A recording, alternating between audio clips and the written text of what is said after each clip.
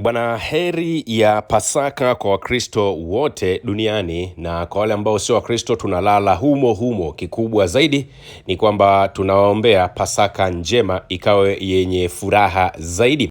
Pasaka hii inasindikizwa na taarifa kutoka Iran, Marekani pamoja na Israel, ambapo ripoti kubwa zaidi ambayo imeendelea kugonga headline ni juu ya kudondoshwa kwa ndege za kivita za Marekani na majeshi ya Iran, ambapo rais wa Marekani Bwana Donald Trump ametangaza kuwa wanajeshi wawili ambao walikuwa ndani ya ndege ya kivita Marekani aina ya F-1E Strike Eagle ambayo ilidunguliwa nchini Iran wameokolewa salama kufuatia operation ambayo amesema ni miongoni mwa operation za uokoaji za kijasiri zaidi kuwahi kufanywa katika historia ya kijeshi ya Marekani. Na mtakumbuka Donald Trump pia aliwahi kuzungumza back then, alisema hivi, operation ambayo waliwahi kuifanya kule Venezuela, alisema ile ndio imewahi kuwa operation bora zaidi katika historia ya uwepo wa taifa la Marekani. Sasa leo anasema tena historia imeandikwa baada ya mwanajeshi huyo kuwa ameondolewa katika taifa hilo la Iran. Sasa kupitia katika chapisho lake ambalo amelichapisha kwenye ukurasa wake wa Truth Social, ningeomba walau mabibi na mabwana tulipitie wote kwa pamoja ili muweze kuelewa kila ambacho amekizungumza rais wa Marekani Bwana Donald Trump. Anasema hivi: kauli kutoka kwake: tumempata ndugu zangu wa Marekani. Katika saa chache zilizopita, jeshi la United States limefanikiwa kutekeleza moja ya operation za utafutaji na uokoaji za kijasusi zaidi na za kijasiri katika historia ya Marekani kwa ajili ya mmoja wa maafisa wetu wa ajabu wa kikosi ambaye pia ni kanali anayeheshimika sana, na ninafurahi kuwajulisha kuwa sasa yupo salama kabisa. Shujaa huyu alikuwa ndani ya eneo la adui katika milima hatari ya Iran, akifuatiliwa na maadui zetu waliokuwa wakimkaribia kila saa. Hata hivyo hakuwahi kuwa peke yake, kwani amiri jeshi mkuu wake, waziri wa vita, mwenyekiti wa wakuu wa majeshi pamoja na wanajeshi wenzake walikuwa wakifuatia mahali alipo kwa saa 24 kwa siku na kupanga kwa makini operation ya kumuokoa. Kwa maelezo yangu, jeshi la Marekani lilituma makumi ya ndege zenye silaha kali zaidi duniani kwa ajili ya kumchukua. Alipata majeraha lakini atakuwa sawa kabisa. Operation hii ya kimiujiza ya utafutaji na uokoaji imekuja sambamba na uokoaji mwingine wa mafanikio wa rubani mwingine shujaa yaliyofanyika jana, ambao hatukuthibitisha wakati huo ili kutoathiri operation ya pili ya uokoaji. Hii ni mara ya kwanza katika kumbukumbu za kijeshi ambapo marubani wawili wa Marekani wameokolewa kwa nyakati tofauti wakiwa ndani kabisa ya eneo la adui. Hatutamwacha kamwe mwanajeshi wa Marekani nyuma. Ukweli kwamba tuliweza kufanikisha operesheni hizi zote mbili bila Marekani hata mmoja kuuawa wala kujeruhiwa, anaonesha tena kwamba tumefanikisha udhibiti kamili na ubora wa anga juu ya anga. Huu ni wakati ambao wa Marekani wote, wa Republican, wa demokrasia na wengine wote wanapaswa kujivunia na kutuunga. Kwa kweli tuna jeshi bora zaidi, lenye weledi wa hali ya juu na lenye nguvu zaidi katika historia ya dunia. Mungu aibariki Marekani, Mungu awabariki wanajeshi wetu, na heri ya Pasaka kwa wote. Maneno hayo ni maneno ya rais wa Marekani Bwana Donald Trump, wakati Donald Trump kwenye kila issue ambayo anaiandika ni kwamba anatengeneza mazingira ya kufanya promotion ya kulipromoti taifa la Marekani, kulipromoti jeshi la Marekani, kupromoti silaha za Marekani, kupromoti ndege za kivita za Marekani. Lakini ukweli unabaki pale pale. Marekani kwa miaka mingi sana walikuwa hawajawahi kukutana na kizingiti kizito kama ambacho wanakutana awamu hii, ambapo wameingia katika ugomvi wa moja kwa moja na Iran. Sasa Marekani badala ya wafikirie namna gani ya kuiharibu Iran kama ambavyo wamekuwa kitangaza, wamejikuta sasa wao ni kama waimba ngonjera, yani maneno, vitisho vya hapa na pale ambavyo wa Iran hata hawashtuki navyo hata kidogo. Na ukitazama alivyozungumza rais wa Marekani, anasema walituma makumi ya ndege zenye silaha nzito zaidi duniani. Yani hapa unaona kabisa anatangaza ndege zao za kivita, na anasema hakuna mtu ambaye alipata majeraha. Lakini pia anasema katika historia ya jeshi la Marekani haijawahi kutokea marubani wawili wakaokolewa kwa wakati mmoja wakiwa katika ardhi ya adui. Hii ni kauli ambayo imezungumzwa na rais wa Marekani bwana Donald Trump. Lakini ukweli wenyewe ukoje? Ukweli ni kwamba ni ukweli Marekani wanajeshi wake hao wengine walinusurika. Hiyo ni fact kabisa. Lakini kuna mwanajeshi mmoja ambaye yupo under arrest. Na yule mwanajeshi ambaye yupo kizuizini amezuiliwa na Iran. Kinachotaka kufanywa na Marekani ni nini? Nimeona taarifa ambayo imetolewa na moja kati ya vyanzo vya kijeshi vya Iran. Wanasema kwamba Marekani wanajaribu kumshambulia na kumuua rubani wa ndege ya kivita ambayo ilidunguliwa hivi karibuni ndani ya ardhi ya Irani. Na kwa mujibu wa taarifa ambalo imetolewa na imenukuliwa na moja kati ya mashirika makubwa sana ya habari Mashariki ya Kati, linaitwa Tasnim News Agency. Hata hivyo, wanasema hatua hii inakuja baada ya Marekani kushindwa katika jitihada zao za kumuokoa rubani huyo ambaye ndege yake ilidunguliwa na vikosi vya jeshi la Iran siku 2 zilizopita. Baada ya kukata tamaa katika juhudi za uokoaji wa Marekani, sasa wanajaribu kushambulia kwa mabomu maeneo wanayodhani rubani huyo alikuwepo au yupo kwa lengo la kumuua. Kimeeleza chanzo hicho ambacho kimenukuliwa na shirika la habari la Tasnim News kwamba Marekani baada ya kugundua kwamba imekuwa ni ngumu zaidi kumkamata au kumpata huyu mtu, wanaamua sasa kufanya mashambulizi ya hovyo ili kama kuna uwezekano wamuue. Taarifa hii imeongeza kuwa ndege kadhaa za kivita za Marekani zimefanya mashambulizi katika maeneo ya mji wa Koglier uliopo katika mkoa wa Koglier pamoja na Boyel Ahmad, wakiamini kuwa rubani huyo alikuwa akifichwa katika eneo hilo. Chanzo hicho kinadai kuwa Marekani inaendelea kumtafuta mhudumu wake wa pili wa ndege kwa hali ya taharuki. Kwa sababu hiyo, wamechagua kutumia mashambulizi ya mabomu katika maeneo mbalimbali kama njia ya kumwangamiza, yani wanataka kumuua. Na kwa mujibu wa chanzo hicho cha kijeshi, tukio la marubani wa ndege hiyo iliyodunguliwa linaweza kuibua kashfa nyingine kubwa kwa Marekani katika medani za kimataifa. Ndio maana kwenye group letu la Team Russia nilioeleza nikasema moja kati ya kitu ambacho Marekani wanaweza wakakitumia ni mambo mawili. Kwanza, wafanye kitu kinaitwa ujanja wa kuweza kuingiza wanajeshi katika eneo la mapambano, kwa maana ya ile ground troops wa Marekani waingize kupitia huyo mwanajeshi. Lakini jambo la pili, wanaweza wakatumia mbinu ya huyo mwanajeshi, wakasema hivi, bwana, tumeona it's better sasa tukae na wa Iran tubadilishane, atakwambia tubadilishane wafungwa au tuone namna gani ya kufanya makubaliano katika eneo hilo. Hizi ni trick za miaka yote za Marekani ambazo huwa zinafanywa. Yani wao wakishagundua kwamba ni ngumu kidogo kuweza kukabiliana na adui, wanachokifanya basi ni kutengeneza mazingira haya ambayo sasa Marekani pamoja na rais wa Marekani bwana Donald Trump anayazungumza. Mtakumbuka ninyi wenyewe, ni mashahidi wazuri sana. Kutokana na kauli ambazo zilizungumzwa na Marekani muda mrefu zaidi, pengine tulikuwa tunadhani Iran isingekuwepo kabisa katika ramani au katika uso wa ulimwengu. Lakini Iran ndio hiyo hapo inaendelea kupambana. Na tukiondoka katika taarifa hiyo, tumeona Iran wameonya Umoja wa Mataifa pamoja na shirika la nishati za atomic duniani kuhusu hatari kubwa ya mionzi kutokana na mashambulizi ya Marekani na Israel katika vituo vya nyuklia.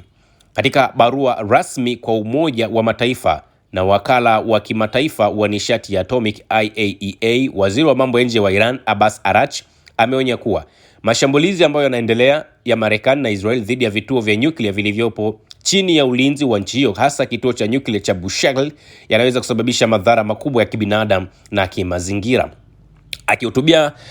Akihutubia katibu mkuu wa Umoja wa Mataifa Antonio Guterres pamoja na mkurugenzi wa IAEA Rafael Grossi kwenye barua ya April 3, Araghchi alisema kuwepo kwa mtindo wa mashambulizi ya mara kwa mara dhidi ya miundombinu ya nyuklia ya Iran inayotumika kwa madhumuni ya amani, ikiwemo vituo vilivyopo chini ya uangalizi wa kina, akionya kuwa mashambulizi ambayo yanafanyika karibu sana na vituo vinavyofanya kazi kule Bushehr ni ongezeko hatari ambalo halikubaliki, lina uwezekano wa kusababisha kuvuja kwa mionzi ya nyuklia, akitoa wito wa uwajibikaji wa haraka wa kimataifa na kulaani kushindwa kwa taasisi za kimataifa kujibu ukiukwaji huo. Kwenye ile barua ambayo aliandika bwana Rafael Grossi, ambayo ilikuwa imesema kwa jina la Mungu mwingi wa rehema mwenye kurehemu mheshimiwa, Naandika kufuatia barua yangu yenye kumbukumbu namba S/2026/216 tarehe 23 Machi 2026 kukujulisha kuhusu mashambulizi ya mara kwa mara ya silaha yanayofanywa na Marekani na watawala wa Israel dhidi ya vituo vya miundombinu kadhaa ya nyuklia iliyo chini ya ulinzi wa Jamhuri ya Kiislamu ya Iran, hususan kituo cha nyuklia cha Bushehr kinachofanya kazi, ambacho kinakusudiwa kikamilifu kwa madhumuni ya amani na kinafanya kazi chini ya mfumo wa uangalizi wa kina wa IAEA. Mashambulizi haya siyo halali, yanaweka eneo lote katika hatari ya uchafuzi wa mionzi ya nyuklia ambao una madhara makubwa ya kibinadamu na kimazingira, na hivyo hayawezi kuachwa bila kushughulikiwa. Ndani ya kipindi cha miezi 9, vita viwili vya uchokozi vimeilazimisha Jamhuri ya Kiislamu ya Iran na Marekani, ambayo ni mhifadhi wa mkataba wa kuzuia uenezaji wa silaha za nyuklia NPT, pamoja na Israel, utawala unaokiuka sheria ambao upo nje ya mfumo wa NPT.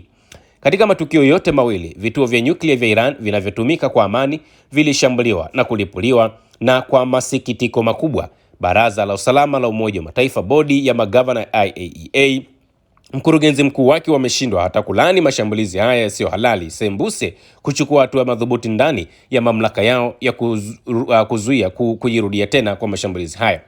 Sasa maafisa waandamizi wa Marekani wanaoita sheria za kimataifa za kibinadamu kuwa za kipuuzi wamefikia hatua ya kusema kuwa vituo vya nyuklia ni miongoni mwa malengo yao. Mwakilishi wa kudumu wa Marekani katika Umoja wa Mataifa ametamka wazi kuwa mashambulizi dhidi ya kituo cha nyuklia cha Bushehr hayajaondolewa katika chaguo. Uzembe huo ni matokeo ya moja kwa moja ya kutochukua hatua kwa Umoja wa Mataifa na wakala huo kuhusu vitendo vya wazi vya uchokozi wa Marekani na utawala wa Israel, jambo ambalo limewapa nguvu zaidi washambuliaji. Msururu huu wa mashambulizi yasiyo halali umeleta pigo lisiloweza kurekebishwa kwa uaminifu wa Umoja wa Mataifa, Baraza la Usalama, IAEA na mfumo wake wa uangalizi. Inasikitisha kwamba tangu kuanza kwa vita hivi vya kihalifu tarehe 28 Februari 2026, mashambulizi yafuatayo yamefanywa na washambuliaji dhidi ya vituo na miundombinu ya nyuklia ya Iran inayotumika kwa amani, bila kusikia hata tamko la kulaani kutoka kwa taasisi husika za kimataifa. Tarehe 1 Machi, kituo cha nyuklia cha Natanz kilishambuliwa mara mbili. Tarehe 17 Machi, jengo lililopo umbali wa mita 350 kutoka kituo cha nyuklia cha Bushehr kilichokuwa kikifanya kazi lilishambuliwa. Tarehe 21 Machi, maeneo kadhaa katika kituo cha Natanz yalilipuliwa. Tarehe 24 Machi, kombora liligonga ndani ya eneo pana la kituo cha Bushehr. Tarehe 27 Machi, eneo la kituo cha nyuklia cha Bushehr lilishambuliwa kwa mara ya tatu. Tarehe 27 Machi, kiwanda cha uzalishaji wa maji mazito cha Hondab Arak kilishambuliwa.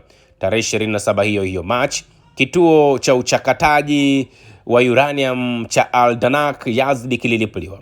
Mashambulizi ya mara kwa mara ya washambuliaji karibu na kituo cha nyuklia cha Bushehr kinachofanya kazi ni ya kutia wasiwasi mkubwa. Ukaribu huo na kituo hai cha nyuklia ni ongezeko ambalo halikubaliki, linalokusudia kuhusisha hatari kubwa ya kuvuja kwa mionzi. Kama ilivyoainishwa tayari katika barua yangu ya tarehe 23 Machi, mashambulizi hayo ni ukiukwaji wa wazi wa azimio la Baraza la Usalama la Umoja wa Mataifa CAP namba 487 ya mwaka 1981 pamoja na maamuzi ya maazimio ya IAEA ikiwemo GC kwenye mabano 53 mkwaju DEC mkwaju 13 na GC kwenye mabano XX1 na X mabano mkwaju RES mkwaju 443 pamoja na GC kwenye mabano XX1X mabano mkwaju RES mkwaju 444 na GC XXX15 mkwaju RES mkwaju 533. Mashambulizi haya pia ni ukiukwaji mkubwa kabisa wa msingi wa kanuni za sheria za kimataifa za kibinadamu. Kifungu cha 56 cha itifaki ya ziada ya kwanza ya mwaka 1977 ya mikataba ya Geneva kinatoa ulinzi kamili na wa juu wa miundombinu yenye nguvu hatari ikiwemo mitambo ya kuzalisha umeme wa nyuklia. Kinakataza wazi kushambuliwa kwake pale ambapo hatua hiyo inaweza kusababisha kuachiliwa kwa nguvu, hatari na madhara makubwa kwa raia. Kulengwa kwa makusudi maeneo yaliyo karibu na vituo hivyo kwa ufahamu kamili wa hatari ya kuvuja kwa mionzi ni ukiukwaji wa wazi wa ulinzi huo, na hivyo kuwaweka raia ndani ya Iran katika eneo pana zaidi katika hatari kubwa ambayo haina mfano. Aidha, kifungu cha 55 cha itifaki ya ziada ya kwanza kinawataka wahusika wa migogoro ya silaha kuhakikisha ulinzi wa mazingira dhidi ya uharibifu mpana na wa muda mrefu na mkali. Njia na mbinu za vita zinazotumiwa katika uchokozi wa Marekani na Israel zinaweza kuleta hatari kubwa ya uharibifu wa mazingira, ikiwemo uwezekano wa uchafuzi wa mionzi katika Ghuba ya Uajemi, anga ya eneo hilo, mifumo ya ekolojia ya ardhini na rasilimali muhimu za asili. Madhara haya yatazuilika ndani ya mipaka ya kitaifa, bali yataenea kwa nchi jirani na hivyo kuhatarisha afya ya umma, uwiano wa mazingira na maisha ya kiuchumi kwa wananchi wake. Mheshimiwa, maendeleo ya hivi karibuni ambayo yanaonyesha kuwa uwazi na ushirikiano wa wakala huo pekee haviwezi kutegemea kama dhamana ya usalama kwa taifa, ulinzi wa maslahi ya kitaifa au haki zinazoweza kunyang'anywa za mataifa kutumia nishati ya nyuklia kwa madhumuni ya amani. Narudia onyo langu kwamba endapo Baraza la Usalama la Umoja wa Mataifa, bodi ya magavana ya IAEA zitaendelea kubaki kimya mbele ya mashambulizi haya yasiyo halali dhidi ya vituo vya nyuklia vya Iran vilivyopo chini ya ulinzi, nchi wanachama zinaweza zikapoteza imani kwa Umoja wa Mataifa na wakala huo, na mfumo mpana wa kudhibiti ueneaji wa silaha za nyuklia utaendelea kudhoofika. Madhara haya ya hali hiyo hayatakuwa kwa Irani peke yake. Mheshimiwa, napenda kutumia fursa hii kuwasilisha malalamiko rasmi na wasiwasi mkubwa wa Jamhuri ya Kiislamu ya Iran kuhusu matamshi ya hivi karibuni ya mkurugenzi mkuu wa IAEA ambayo ni kinyume na mamlaka rasmi ya ofisi yake na yanakiuka katiba ya IAEA pamoja na makubaliano ya uangalizi wa kina CSA. Katika mahojiano mbalimbali na vyombo vya habari yaliyofanyika mwezi Machi 2026, mkurugenzi mkuu amefichua taarifa nyeti zinazohusiana na uangalizi kuhusu mpango wa nyuklia wa Iran. Kwa kuzingatia uzoefu mbaya uliopita na matumizi mabaya ya taarifa za siri zilizowasilishwa kwa wakala, vitendo hivyo vinaweza kuchangia kuwezesha mashambulizi zaidi dhidi ya vituo vya nyuklia vya Iran vilivyopo chini ya ulinzi na hivyo kuibua uwajibikaji wa kimataifa kwa wakala huo. Aidha, kauli za hivi karibuni ya mkurugenzi mkuu inayodokeza uwezekano wa matumizi ya silaha za nyuklia dhidi ya Iran, ambayo inaweza kuhalalisha matumizi au tishio la matumizi ya silaha hizo dhidi ya nchi mwanachama wa NPT na vituo vyake vya nyuklia ya amani, ni ya kulaumiwa sana na ya kutia wasiwasi mkubwa. Kauli hizo zimepelekea kudhoofika kwa uaminifu katika mfumo wa kudhibiti uenezaji wa silaha za nyuklia, mfumo wa uangalizi wa IAEA na kutokuwepo kwa upendeleo wa wakala huo na mkurugenzi mkuu wake. Jamhuri ya Kiislamu ya Iran imekuwa ikiwasilisha mara kwa mara malalamiko rasmi na kutoa onyo wazi kuhusu mwenendo huu kabla na baada ya vitendo vya uchokozi vya Juni 2025 na Februari 2026. Kwa masikitiko, hakuna dalili kwamba wakala huo unakusudia kurekebisha makosa ya nyuma au kuzingatia mbinu ya kitaalam isiyoegemea upande wowote inayotegemea misingi ya kiufundi kulingana na katiba ya IAEA pamoja na CSA. Ningeshukuru ikiwa barua hii itasajiliwa rasmi kama nyaraka ya Baraza la Usalama la Umoja wa Mataifa na pia kusambazwa kama waraka wa INFCIRC wa IAEA. Mwisho wa kuisoma hiyo barua au waraka ambao umetumwa na Bwana Abbas Araghchi kwenda kwa Baraza la Umoja wa Mataifa, kwenda kwa IAEA pamoja na washirika wengine kuhusiana na hicho ambacho kinafanywa na Marekani pamoja na Israel.